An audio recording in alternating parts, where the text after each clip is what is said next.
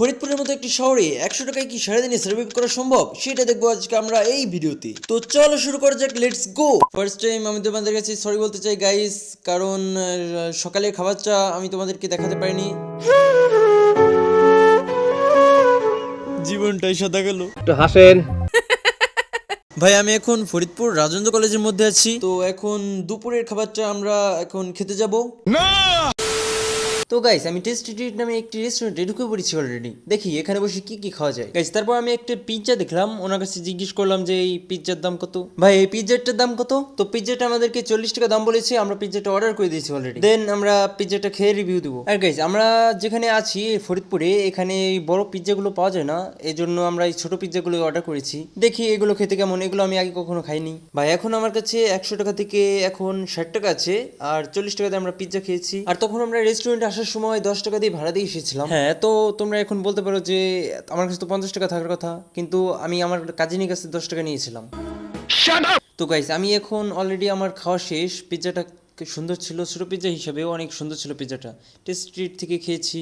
আর আমার কাছে এখন 60 টাকা থাকার আছে, মানে 50 টাকা থাকার কথা, 10 টাকা আমার কাজিনের কাছ থেকে নিয়েছি, এজন্যই আমার কাছে 10 টাকা এখন বেশি আছে। তো চলো নেক্সট খাবার খাওয়া যাক। আমার কাছে এখন 60 টাকা আছে, এখন 60 টাকা দিয়ে বাটার পন কিনবো। বাটার পনের দাম কত? 25 টাকা। এটার দাম 25 টাকা। এটা আমরা এখন কিনবো, আমরা দুজনে মিলে ভাগ করে খাবো। এখান থেকে 25 টাকা, 25 টাকা রাখলাম।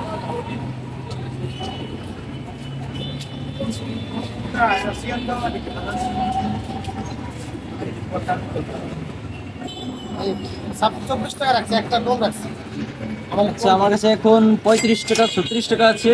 এটা আমরা যাওয়ার সময় এটা নেক্সট খাবারে খাবো। তা আঙ্কেল আমরা যাই এখন। গাইস যেহেতু আমার 100 টাকার মধ্যেই সবকিছু করতে হবে, তাই আমরা ওই বাটার পনটা দিয়েই দুজনে মিলে ওটা খাবো এবং ওটা রিভিউ দিব।